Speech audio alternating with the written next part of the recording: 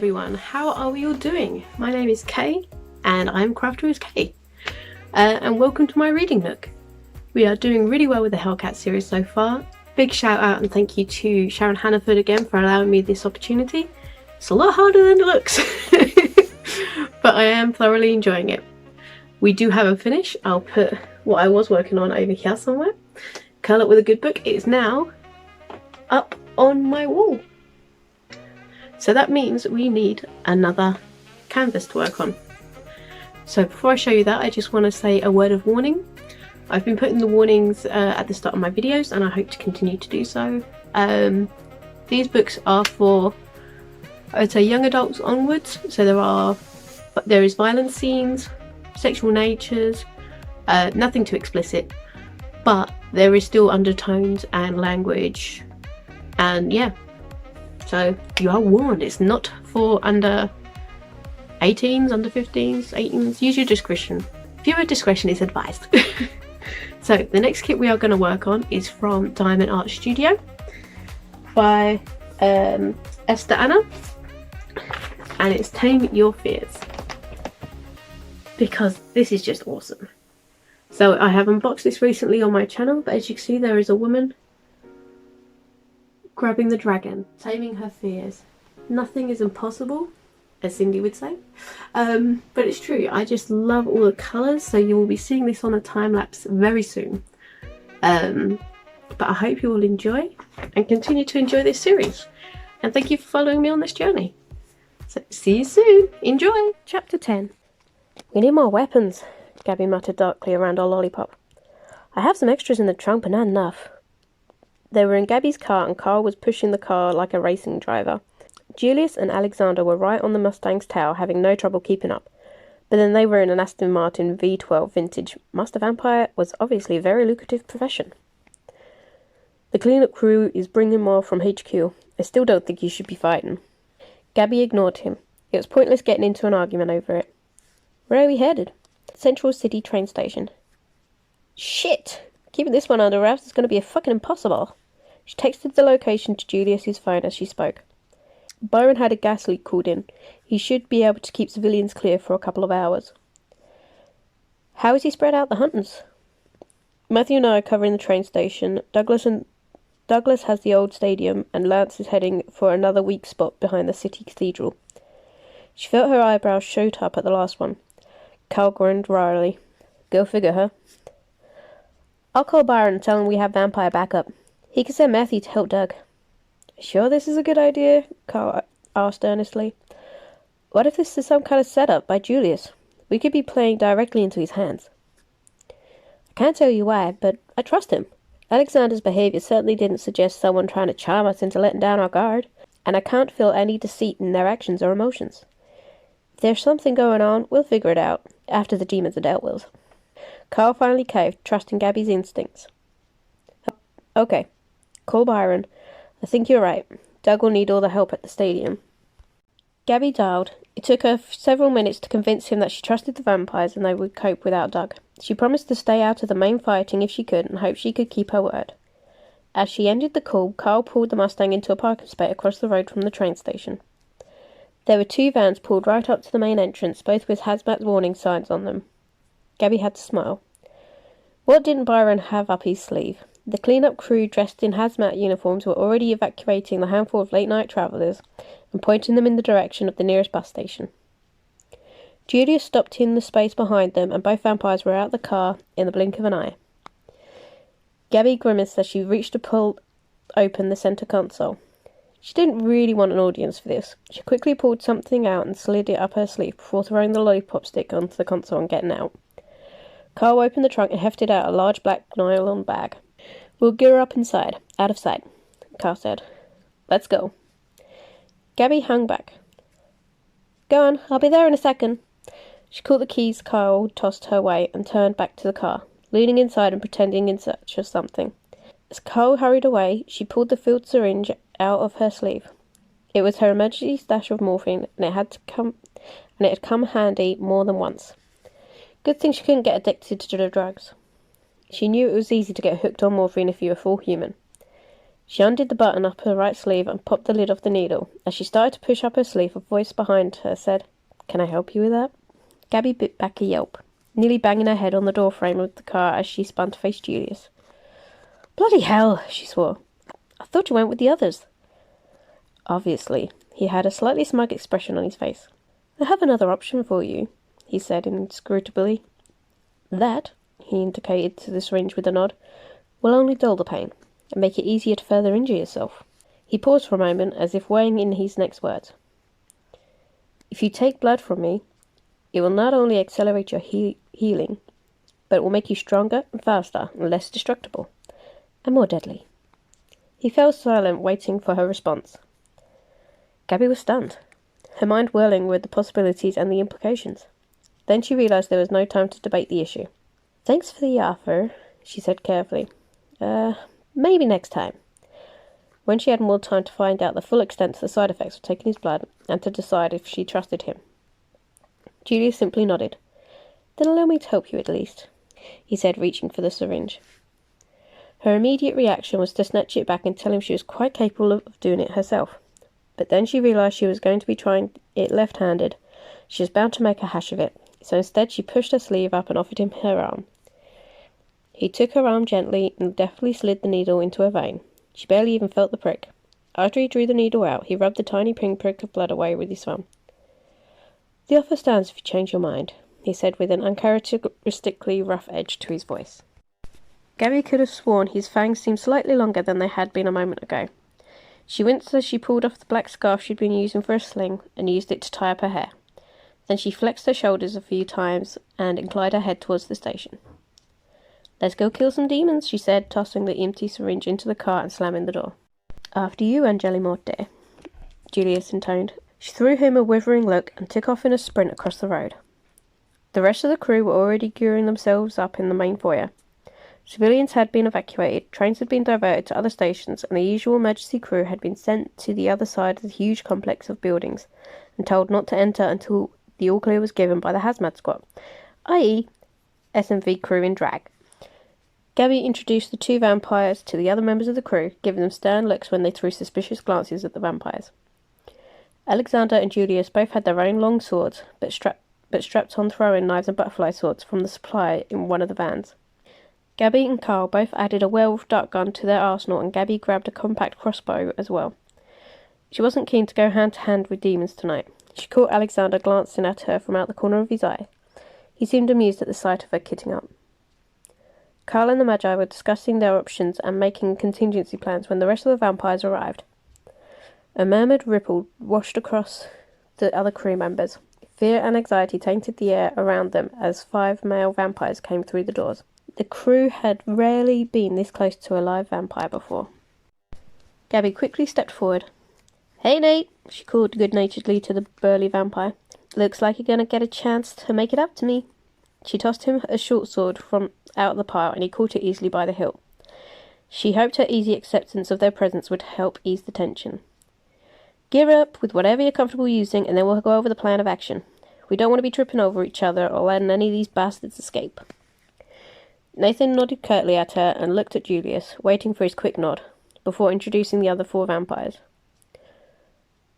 Marcello, he indicated a slight-built, dark-haired, green-eyed male with an easy smile who gave Gabby an elegant bow as she recognized him as Stefan's accomplice in the bar charade. Quentin's on the right, a tall, lanky male with shoulder-length hair and a serious expression, inclined his head.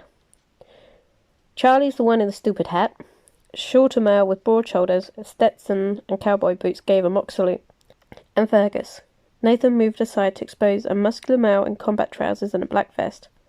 He was as muscular as Sly Stallone in his younger days, but the first thing that struck all the onlookers was the terrible scar running across his face. It was an angry red line as thick as a pencil, and it slashed his face from his left temple over his eye and down the left corner of his mouth. Gave him a macabre and savage look, enough to frighten Freddy Krueger, Gabby thought absently. But as he stepped forward and cracked a huge, incredulous smile, his voice boomed with a rough Scottish accent. "Point me to them demons! I've been itching for a fight." I'm just going to break the fourth wall here. I apologise for any accents. Gabby grinned viciously. Something told her that she and Fergus were going to get along great. Right, could someone give us an ETA on the demons? She called to the trio of Magi standing in a huddle to one side. Gabby recognised the 2 women from the fight 2 nights ago, and a third was the short, older male. It was the man who answered her. HQ says the veil will be thinnest at just after 11 p.m. The man paused, and his eyes grew distant. Gabby started to ask another question, but one of the women held up her hand to cut her off. Gabby gave the woman a flat, unfriendly glare and received a wide-eyed, apologetic look in return. Sorry, a slim blonde whispered nervously. He's scanning. Neil should be able to pinpoint the location of the gateway. So the group waited, most shifting impatiently, but the vampire stood inhumanly still, in a cluster near the entrance. Neil suddenly shook himself, a quiver running from his head to his feet, and blinking rapidly for a few times. The gateway will open on the platforms, somewhere between platforms 5 and 6, he announced. Okay. Gabby lifted her voice to get attention of the whole group. She glanced at her watch. It's 5 to 11, so let's go over the plan of action quickly. There are only 2 exits from the platforms. Clean-up crew split into 2 groups, 1 at each exit. You know the routine. Whatever happens, do not tackle one. Magi, you come in with us. Stay as close as you can to the fighting without endangering yourselves. Banish only if there's no other choice. She then turned to the vampires, but addressed Julius. Our usual method of attack is to wait until the demons have exited and assess their strengths and weaknesses. We try to match up the hunters to demons so that we don't trip over each other while attacking in the same one or letting one go unnoticed. If you finish off the one you've claimed, you can help anyone else who looks like they need it. She looked askance at Julius, knowing instinctively that his vampires weren't going to take orders from her, so he needed to decide whether he was on board with them or fighting his own fight. You are the demon hunters. We are here to help. Julius turned his head slightly to look at his men. And to learn. We'll follow your lead. Some of the vampires looked at each other, but no one said a word, and the expressions were carefully neutral. Gabby was sceptical of their acquiescence, but ploughed on anyway. It's better if we can double up 2 hunters to a demon, she said, raising her voice, though she probably didn't need to for the vampire's benefit. But we may be outnumbered, if the last attack was anything to go by. We need to eliminate the most dangerous ones first, if that's the case, and run down the others later. Demon blood corrodes anything it comes into contact with, including metal. The best way to kill them is sword or knife to the heart, if you can find it. There was a particularly bad one at our last encounter. A wraith-like creature I would recommend staying away from. The Magi will have to deal with that one, as it has no physical form to damage. She tried to suppress a small shudder at the thought of her encounter with it. She lifted the compact crossbow to her shoulder and gave them all a small nod. The rest of you will have to learn the hard way. Let's go. With that, she stalked off towards the platform, Carl next to her and the pack of vampires moving on silent feet close behind. The rest of them scurried to get into their assigned positions. Julius couldn't help but enjoy the view of Gabby's curvy backside as she strode down the corridor ahead of him. She may take charge like a man, appeared to be tough and fearless like a man, but she was all woman when she moved. The minute trace of blood in the air when he'd injected her earlier had awoken a thirst in him.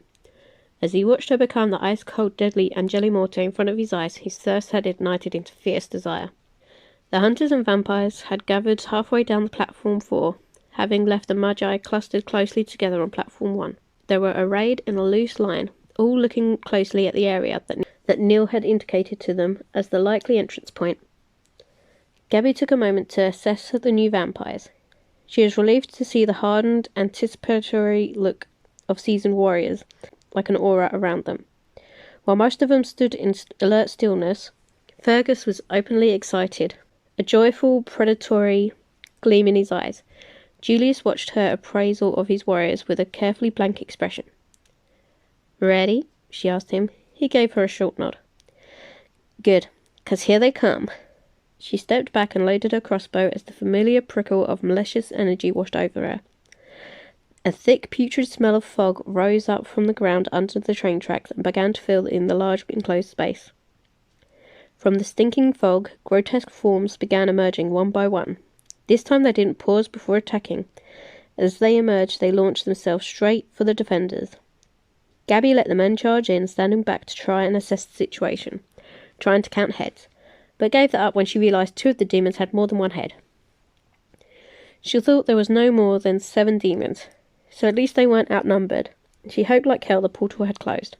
The vampire group was fighting well as a team, though she could see even in the dim lighting and hazy air that Alexander and Marcello's faces reflected a mixture of shock and revulsion. She began scouting the area for flying demons when she realised that a small group of troll-like demons were using the cover of fog to try and leave the main fight and head for the far exit. "Carl!" she shouted into the din of clanging metal and grunts and roars. She pointed at the retreated figures when he looked away from a large 2-headed monster he was tangling with. She saw him nod briefly, then duck to avoid a blow from the demon. She cursed. He had his hands full. After a moment of indecision, she took off after the escaping demons, a butterfly sword in her weak hand and the crossbow resting on her other shoulder. Putting on a burst of speed, she managed to get ahead of the misshapen group, planting herself firmly between them and the exit. "Where do you think you little fuckers are going then?" she challenged, lifting the crossbow into position. "We can't have you leaving the party yet." She casually shot the bolt directly into a singular eye of the front demon, fell over backwards and clumsily took down the other 2 demons behind it. She reloaded the crossbow as it started to rise and shot it in one of its large leathery ears. It shook its head like a dog, with a fly bugging it, and batted at the bolt, dislodging it. It lumbered to its feet and lunged blindly for Gabby. She leapt backward and drew the dart gun, firing at the creature's ear again, now that she knew she could pierce the skin there. The other 2 got to their feet and were heading for the exit again. Annoyed, she shot another dart into the big ears and sprinted to intercept the escape. Another presence materialised to her right. She knew without checking that it was Alexander, but she had no time to express her surprise as they leapt down onto the train tracks to face the demons. As he stood shoulder to shoulder with her, sword at the ready, his eyes had a distinctly wild look to them. He had a burn mark down one cheek, and his fashionable leather jacket was in shreds down one arm. She didn't get a chance to comment as the 2 demons attacked without slowing. Gabby danced back, pumping the last of the darts towards their faces. A few thudded into the soft flesh. Alexander lunged in to slash at them, taking chunks out of their arms where the armour didn't cover them. But that wasn't even slowing them down. Gabby growled, tossing the spent dart gun aside and drawing next with her left hand. Awkward but doable. She knew from past experience. Alexander yelled and flung himself backwards as a huge war club suddenly hurtled towards his head. He landed heavily on the metal tracks and was forced to twist out of the way as the club smashed into the ground where his body had just been an instant before. Gabby spared a glance his way as she whirled and ducked in front of the other demon and realised that his sword had begun to disintegrate. She spun around and flung the sword in her right hand towards Alex, yelling, "Heads up!" As she did so, she gritted her teeth against the pain flowing in her shoulder and ribs, but was relieved to see Alex catch the sword as he leapt to his feet. "Hamstrings!" she yelled at him as she neatly avoided the demon's wild swinging at her with its battle axe. She quickly sidestepped the demon, darted forward a step and spun again, drawing next viciously across the unprotected tendons in the back of the demon's legs. The monstrosity swung around wildly, trying to find her, but as it took a step forward it crashed to the ground in a pile of hairy, leathery limbs. Alexander's one collapsed almost on top of the first, but they both started flailing around, trying to drag each other towards the exit. Suddenly the air was full of vampires as Fergus and Julius arrived in a whoosh of swirling mist. It only took them seconds to finish off the 2 hamstrung demons, and they all stepped back to watch the bodies turn to black goo. Gabby leapt onto the nearest platform and started back towards the mine fight, pausing for half a second to make sure that the first demon was a black puddle. The vampires half a step behind her. A sharp grunt of pain suddenly emanated from the fog around the main fight. Gabby recognised it instantly. She sprinted forward, searching the mist, shouting, "Kyle! Kyle, where are you?" She could see Charles in his Stetson, still battling with a lizard creature, but holding his own, and Nathan and the tall vampire tag team in a 2-headed freak with rotting flesh hanging from its humanoid arms. She suppressed a shudder as she ran. "He's over here!" Julius called out. She looked to see where he was pointing. A large, trollish creature with 4 arms was silhouetted in the dissipating mist. It was lifting 2 of its forearms over its head with a huge mace grasped in them. The dark shape crumpled to its feet was Kyle. "No!" Gabby shrieked, lunging towards them. Julius and Fergus beat her there, Fergus throwing his mighty long sword in the path of the descending mace, Julius grabbing Kyle's limp body and dragging him out of the way. depositing it on the platform at Gabby's feet before heading back to help Fergus finish off the demon. Gabby automatically crouched over Carl's body protectively, while surveying the area for other danger. It was then that she noticed the wraith. She knew deep in her gut that it was the same one she'd encountered 2 nights before. It was still some distance away, as though it was merely a spectre to the battle, but suddenly seemed to notice her huddled over Carl and began moving towards them. Holy fucking hell, what next? She cursed, looking around quickly to see who was nearby. Alex, Julius! She yelled hoarsely. Get to the Magi, bring them here to deal with that. She spat, tossing her head towards the wraith that was slowly but inexorably floating in their direction. She dragged her attention back to Carl, trusting Julius to follow her orders. She knew Carl was still alive. She could hear his heart beating, but his pulse rate was erratic and his breathing uneven. She quickly ran her hands over him, checking him for injuries, noticing Fergus unobtrusively standing guard over them from the corner of her eye. She soon found the cause of Carl's insensible state. A lump the size of a coconut on the side of his head, the thin skin of his scalp split open and blood pouring into his hair. As she grabbed a piece of linen from one of her pockets to press to the open wound, he groaned and opened his eyes. Idiot! She cursed him instantly. No more 4-armed demons for you. They get you every bloody time. What? Carl said blearily, unsuccessfully trying to make his eyes focus on her face. Gabby sighed. Fight's not over. I'm going to put you over here out the way. She'd spotted a thick pillar a few feet away. Stay there until we come get you. Between Gabby and Fergus, they managed to get Carl sitting upright against the pillar, holding the cloth to his head. As the Magi rushed into view, the Magi were already chanting as they neared the scene. The wraith, who had been slowly bearing down onto the trio, suddenly stopped and turned his burning yellow gaze on the Magi.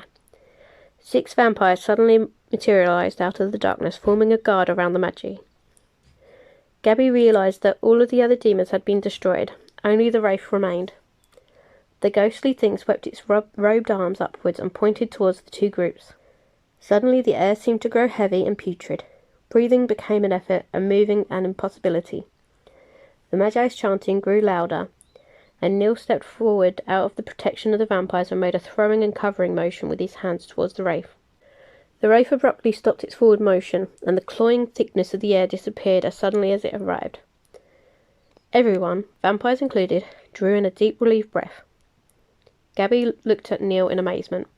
The Magi had somehow managed to magically contain the wraith while the 2 women worked on the banishment spell. Thank all the gods of Olympus for the occasional miracle, she thought.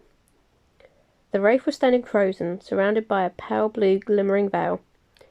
Neil was sweating profusely, the strain of keeping the containment intact clear on his reddening face.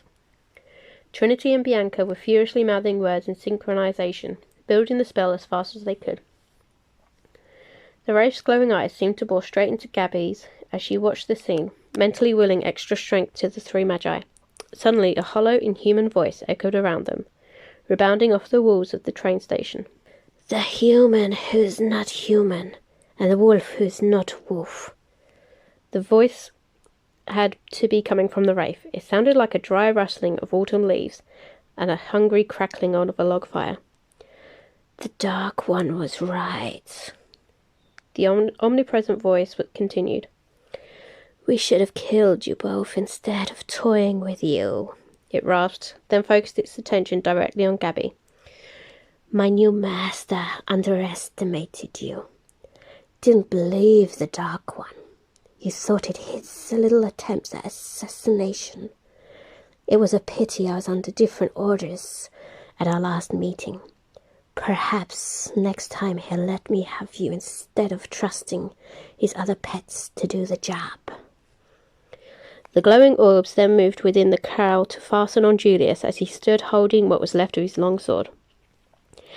Ah, the Baron, he said it with apparent satisfaction.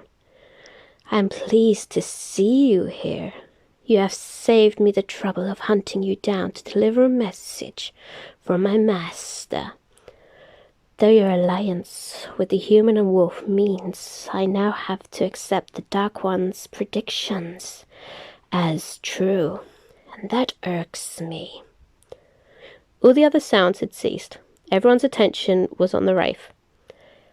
Dante is prepared to negotiate the terms of your surrender. Of course, he cannot let you leave, but he is willing to spare some of your clan if you surrender now. If you continue to defy him, we will destroy every last member of your family. I personally would prefer it if you didn't surrender, but that is your decision. I will return soon for your answer." The thing's last words had become an almost inaudible hiss as the voices of the two chanting magi rose to the rhythmic crescendo, growing louder and stronger, and Gabby could feel the air growing heavy with the magi's power. A sharp female voice suddenly rang out, "Now, Neil!" The shimmering cocoon around the wraith suddenly disappeared, and the stout male magus fell to his knees. A shockwave of power burst from the two female magi, and the wraith shrieked briefly before it disappeared in a flash of blue light. Everyone standing staggered as the force of the magi hit them on the rebound. A few lost their balance, and Carl, who had been unwisely trying to stand up, collapsed back onto the cold cement. The ensuing silence was deafening. Gabby had never thought to see vampires look shell-shocked. As she looked around, trying to figure out exactly what had just gone down, most of the bloodsuckers gathered near Julius definitely looked stunned. She ran back to Carl, putting a hand on his chest to stop him getting up. "Whoa there, wolf boy. Let the world stop spinning before you try and move." "Julius!" she yelled sharply, trying to snap him out of his apparent daze. "Send someone for the medics and tell the cleanup crew they can get started." Julius blinked and seemed to realize they were all standing around looking like idiots. "Yes, of course," he answered, snapping to attention. He turned back to his men, but before he could speak, Alexander and Marcello took off to the closest exit. Gabby snorted. Well, would wonders never cease? Alexander doing something without a direct order from Julius? Gabby guessed their meeting with the demon horde had been a bit of an eye-opener for the stubborn English bloodsucker. Soon the area was awash with people and vampires, cleaning up, bandaging, collecting damaged weapons and bits of shrapnel. Carl was declared concussed, and Gabby wearily accepted the responsibility of watching him for the next 12 hours. The bloody wound on his head was already starting to heal. The blood flow had all but stopped, but the medic taped a clean compress over it. As she sat with him, Gary surreptitiously took out the scarf from her hair and remade it into a sling for her arm. She caught Julius glancing her way as she did it. He still looked unnerved, an expression that didn't sit well on his normally confident face. She wondered if it was the message from the wraith that had him so off balance. She got up, pulling Carl with her, and waited until he stopped swaying. His eyes had managed to focus on her. He pulled his arm around her shoulder, making sure she had a good grip on him with their left arm, and together they staggered over to the vampires. "We can get out of here now," she told Julius. "The crew will clean up and reopen the station." She suddenly felt 100 years old. Then the big scarred Scotsman came forward and put a huge muscular arm under Carl's other armpit. "Aye, lassie, you look about beat. Let me hold the wolf before you both fall over," he said in his loud Scottish brogue, taking all of Carl's weight without straining in the slightest. "That was a good fight, that was. I haven't had such fun in many a year. We'll have to hang with your crowd more often," he said with a huge fang-filled grin. The Scottish vampire was clearly totally unaffected by the shell-shocked cocooning Julius and the others. Gabby gave Kyle over to Fergus with a grateful sigh.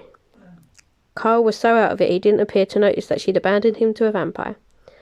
As she started trotting towards the exit, she felt a cool, solid hand slip under her left elbow and knew without looking that it was Julius that was beside her.